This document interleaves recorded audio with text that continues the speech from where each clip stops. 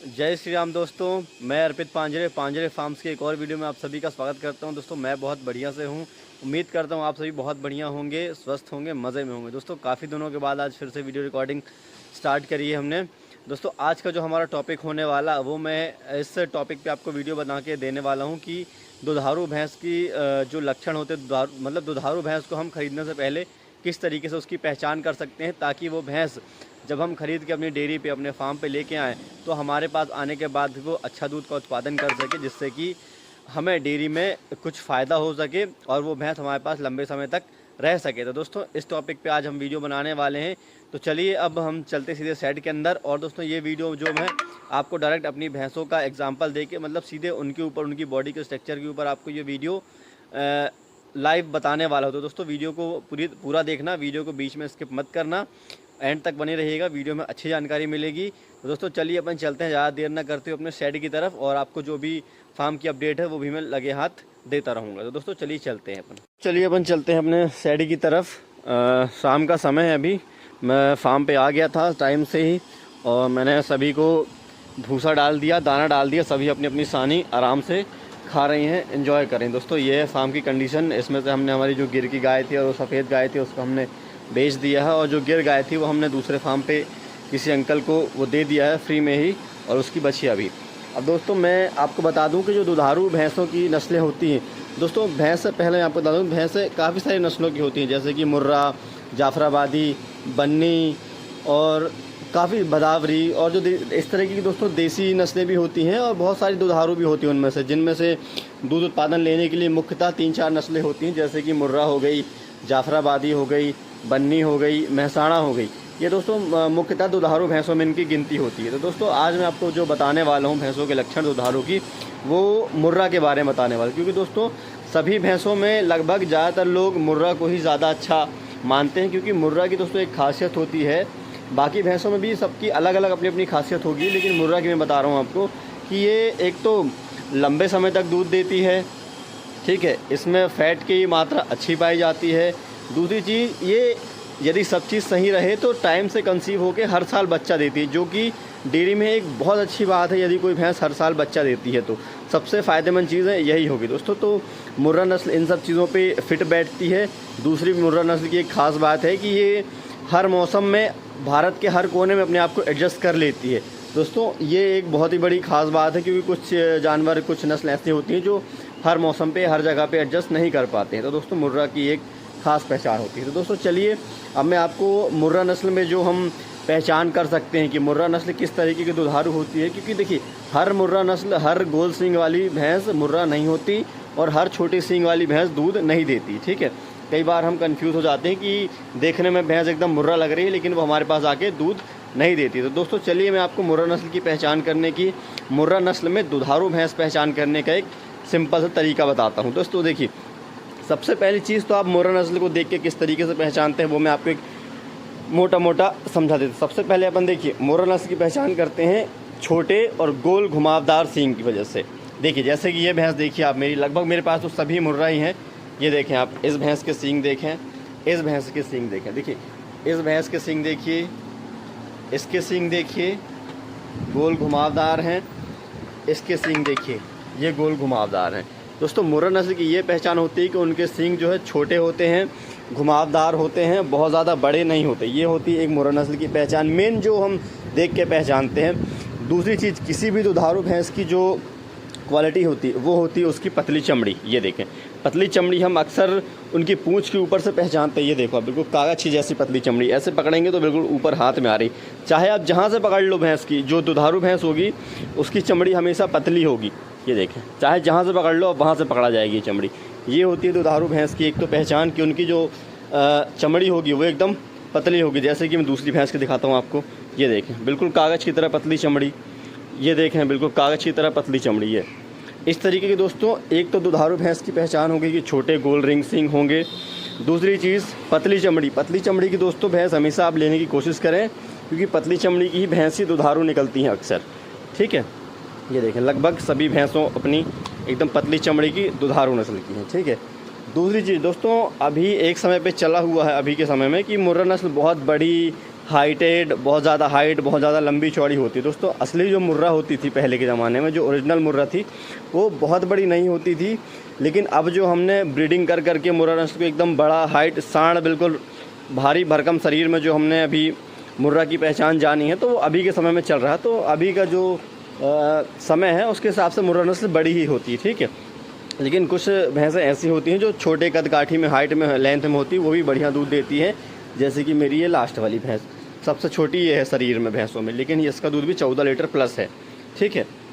ये तो मुर्रा नस्ल यदि मेन लक्षण है तो उसकी हाइट या वज़न से कोई फ़र्क नहीं पड़ता। बस हाँ, भैंस तंदुरुस्त ज़रूर होनी चाहिए, तो उससे भी भैंस अच्छा दूध दे देती है। दोस्तों अब जो मैं आपको नेक्स्ट चीज़ बताता हूँ कि मुर्रा नस्ल में जो दुधारू भैंसें होती हैं, उनमें जो होती है ना, एक तरीके की मिल्क वेन होती है। दिखाता हूँ आपको। ये कुछ भैंसों में बाहर दिखती है, कुछ में नहीं दिखती। दुधारू भैंसों की बात कर रहा हूँ, जैसे कि मेरी किसी भैंस में नहीं, कुछ भैंसों में तो है, और लेकिन इस भैंस में दिखाता हूँ एकदम बाहर दिखती है इसकी वेन।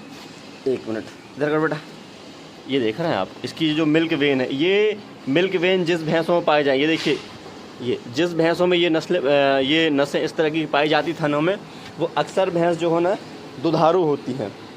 दूसरी चीज़ ये हो गया है ना।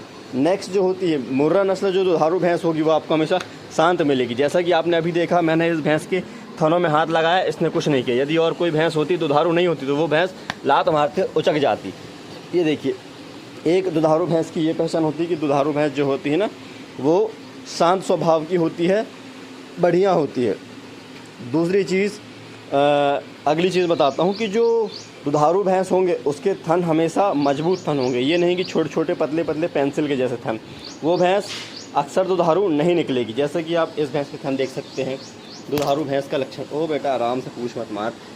ये देखें, इस तरीके से मजबूत थन होते हैं दुधारू भैंसों के। ये देखें आप, ये देखिए इस तरीके से। इस भैंस को देखिए, इसके थन देखो आप।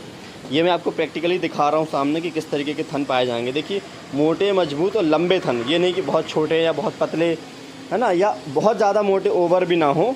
मेरा कहने का मतलब ये है कि यदि आप भैंस ख़रीदें तो इस तरीके के थनों को देख लें पहले आराम से, ठीक है।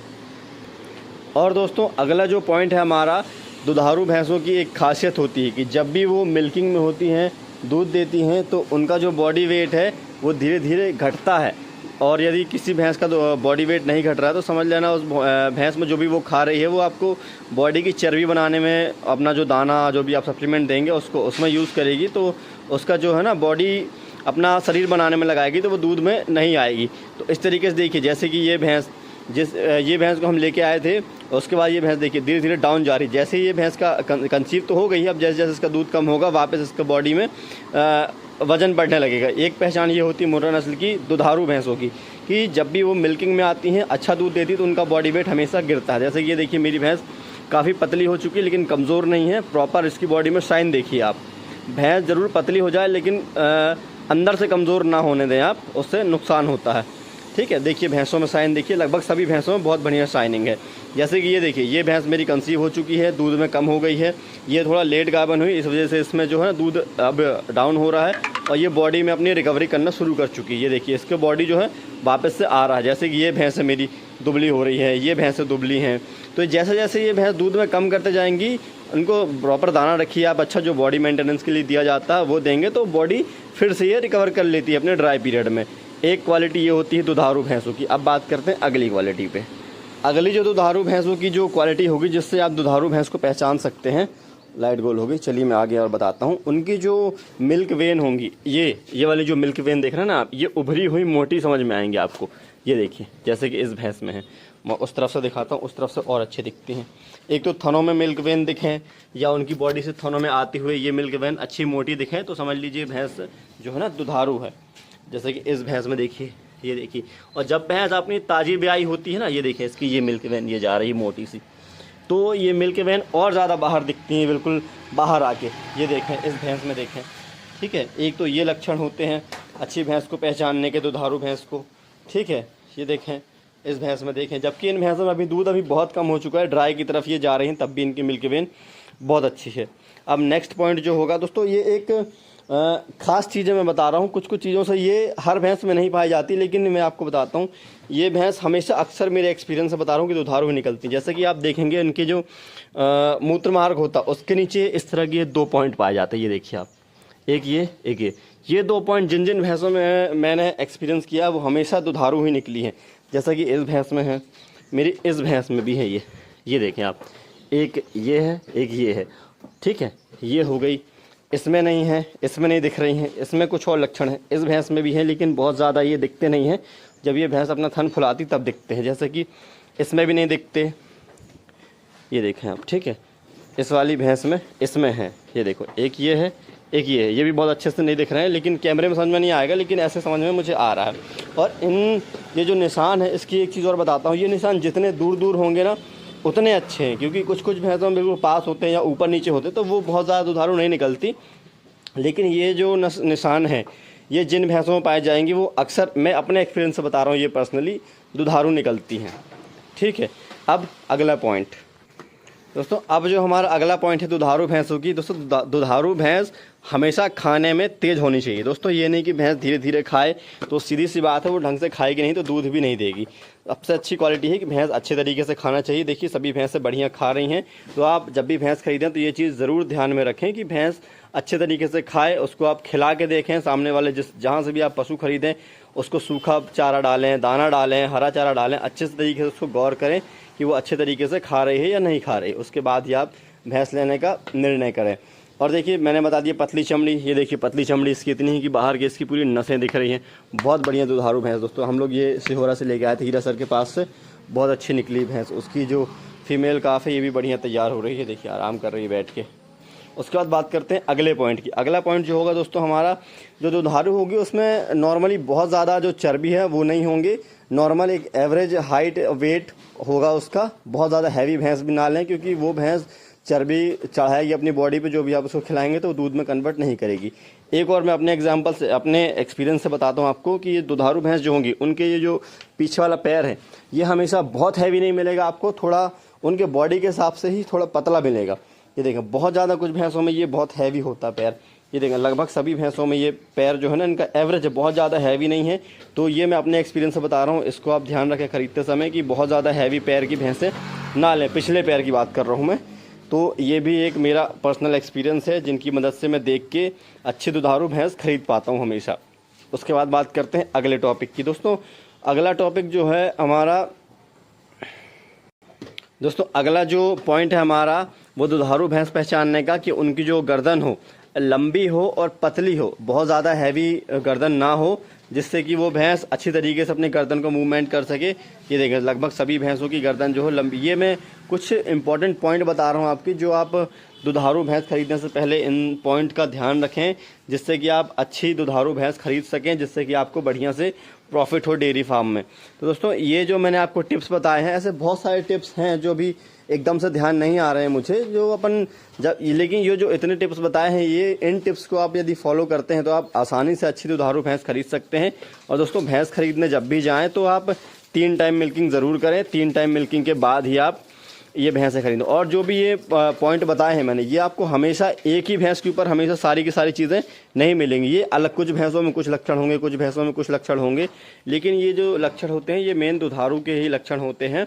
तो इस तरीके से जो है ना, आप दुधारू भैंस की पहचान करके हमेशा अपने फार्म के लिए अच्छी दुधारू भैंस खरीद सकते हैं। तो दोस्तों ये थी हमारी आज की वीडियो।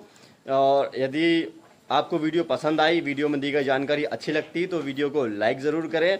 चैनल पे फर्स्ट टाइम आए हैं, पहली बार वीडियो को देख रहे हैं, तो वीडियो को लाइक करके चैनल को सब्सक्राइब करें। और यदि आपका कोई दोस्त डेयरी फार्मिंग में आना चाहता है या कोई डेयरी फार्मिंग करना चाहता है तो अपने दोस्त के साथ इस वीडियो को ज़रूर से शेयर करें। ऐसी और इन्फॉर्मेशनल वीडियोस देखने के लिए दोस्तों हमारे चैनल को सब्सक्राइब ज़रूर करें। तो दोस्तों आज की वीडियो हम यहीं समाप्त करते हैं। अब मिलते हैं अगली किसी वीडियो में। उम्मीद करता हूँ आपको ये वीडियो पसंद आई होगी। तो दोस्तों अब मिलते हैं नेक्स्ट वीडियो में, तब तक के लिए जय श्री राम।